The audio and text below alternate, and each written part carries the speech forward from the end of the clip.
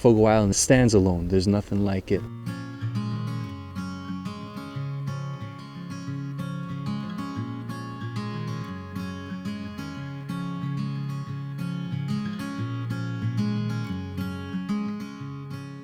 A couple of weeks ago, it was close to the end of October.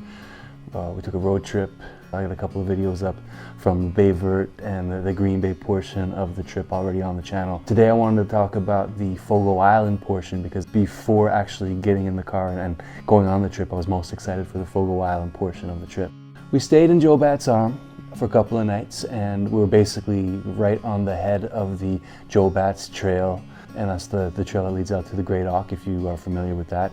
If you're not, don't worry. I'm going to talk about it briefly in this video, and I'm going to basically do a whole video about that hike and about the Auk, because it was amazing. So let's just jump into it here now.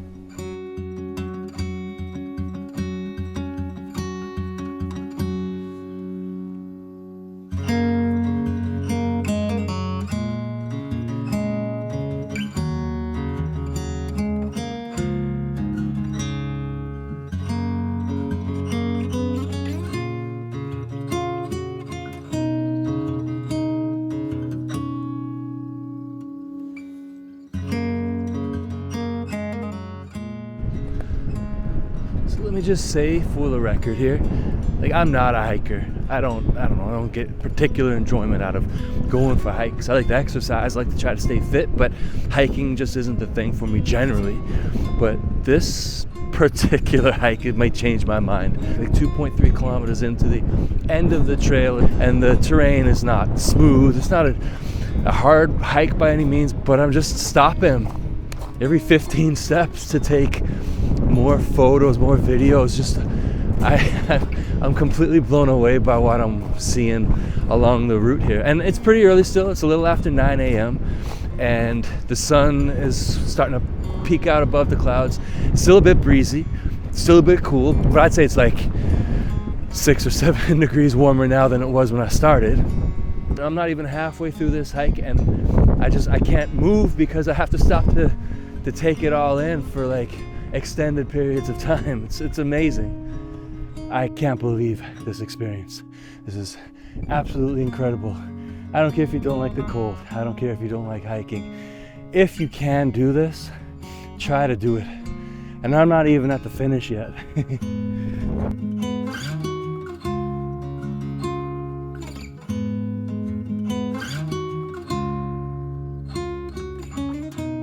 I made it to the end of the path, 2.3 kilometers, not very challenging, very beautiful, highly recommended.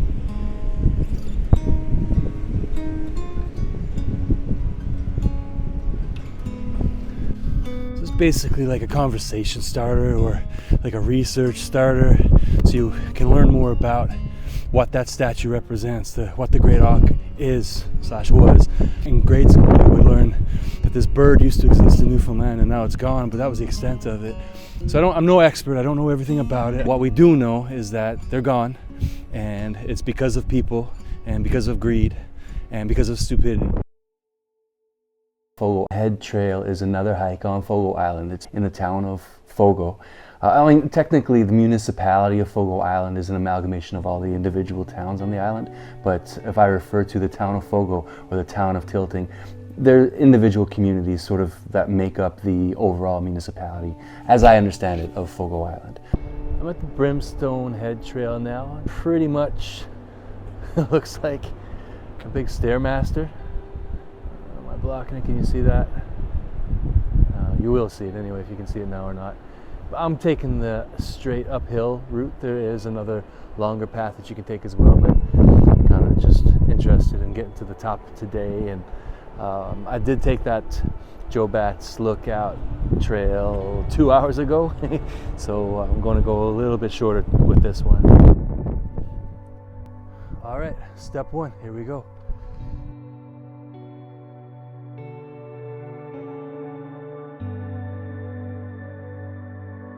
It was an absolutely amazing hike. I had my camera with me, of course, or my cameras with me. I'll do my best to show the footage so you can see the real scale of how big this mountain is. and the staircase that climbs to the top. It was a great workout, if nothing else. And it was much more than just a workout, don't get me wrong.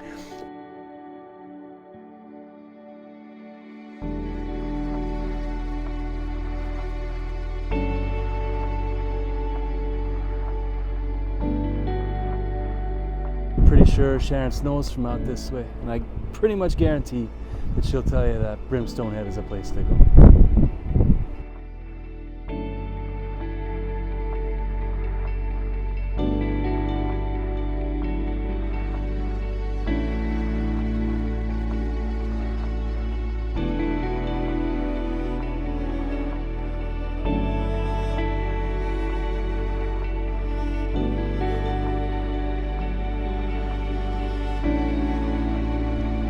Coming down is no joke. I mean, going up is definitely more challenging, but we're talking about very steep stairs here, so be careful. Don't rush coming down. Take your time. It's going to work muscles that you forgot you had or you never even knew you had. Definitely a steep and safe walk if you take your time and do it carefully. I'm stopping to film this little segment rather than walk and talk because I'm not trying to do more than one thing at a time here. All right, made it down to the bottom. That was a lot of fun. Good workout. I made it back and feeling all right. 2 big hikes today on Fogo Island. They were excellent. They were a lot of fun. However, I still don't think I'm a hiker. I'll do anything to showcase Newfoundland, but I don't see myself taking up hiking just in kind of general terms. The Fogo Island CoOp, which still exists, which is getting close to 60 years in existence now. There is Shorefast, which, you know, people know the Fogo Island Inn, or you may know about some of the artist residences, but there's a lot of other things that Shorefast does as well that basically invests in the community, separate from the Fogo Island CoOp. But these two, in my opinion, pillars of the revitalization efforts in Fogo Island are really, you know, largely responsible for inspiring other people to do other things on smaller scales that are helping as well. You can see the prosperity here. There's still clear signs of the distress from when the cod moratorium of 1992 took hold, but something is happening here and something is working. There's still, you know, an aging population. The population, I believe, in the 60s when the CoOp, the Fogo Island CoOp started, there was over 6,000 people on the island. I believe there's a little over 2,000 now. So the population decline was drastic, was real, it was sustained for a long period of time. The CoOp started kind of to address population decline and a very difficult economy when the cod production really changed from like the salt cod trade to what it is essentially today. And at that time, people thought Fogo Island was going to die. They really thought that the resettlement with Joey Smallwood's resettlement plan, Fogo Island was one of the communities that was kind of pegged for resettlement, and the people of the island at the time formed the CoOp and changed how they operated the fishery, which was, for at that time 300 plus years, the chief economic driver for the region. To this day, it's still very important, but there's a lot of other things happening as well. But the population decline seems to have stopped for now. It is an aging population here, but there are a lot of kids as well. There are young people coming and starting businesses, whether seasonal or full-time. There's, for example, the Andrew Young Art Studio. He's a very successful artist, and you've probably seen some of his work. It's around quite a bit if you've seen any Newfoundland art in the past few years anyway. I also did a fish and chips sort of shootout at St. John's based fish and chips restaurants back in the spring, and I decided I wanted to get outside of St. John's and do something similar, so I went to a bunch of different fish and chips, well, a bunch of restaurants that are known for their fish and chips. They're not all fish and chips like takeouts, but they are restaurants that I received recommendations to try. I have a Fogo Island entry in that video, the cod jigger in the sort of like at the crossroads of Fogo Island on your way to the town of Fogo or to Joe Bat's Arm. That's kind of like right where the high school is, right in the center of the island.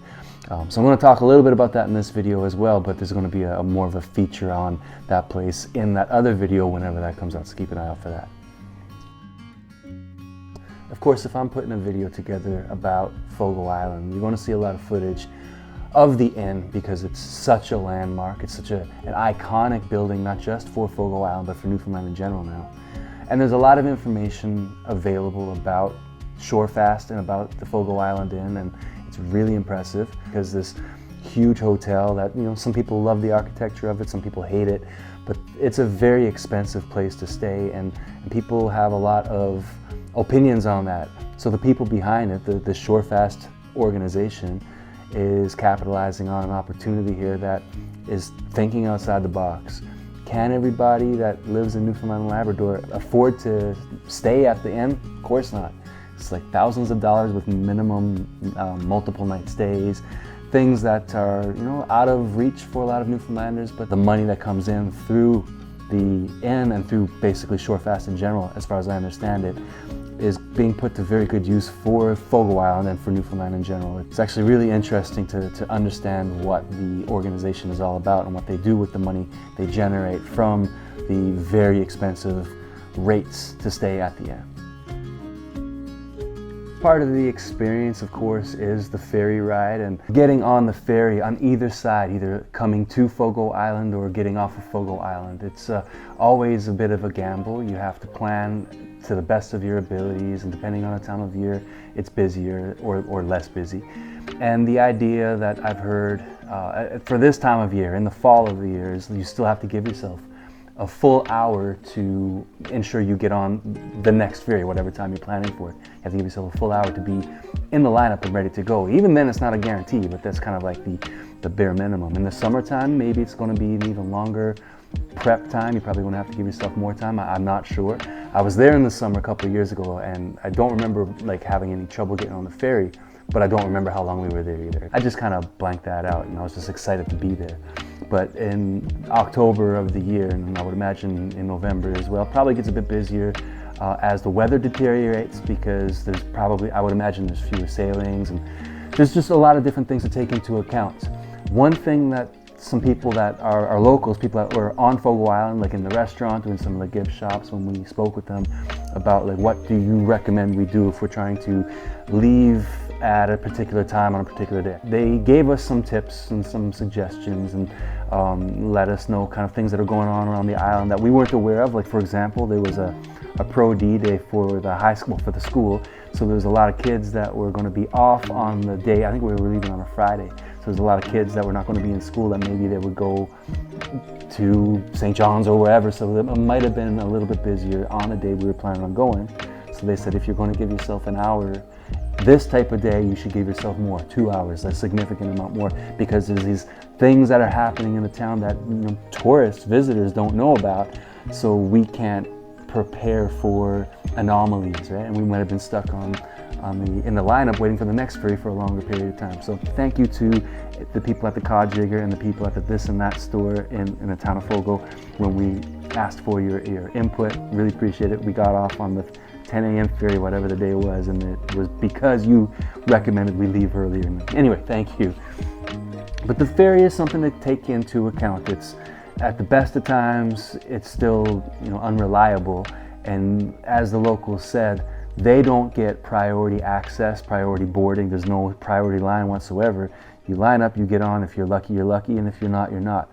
So don't take it lightly. Don't worry too much about it, but plan, prepare like anything else.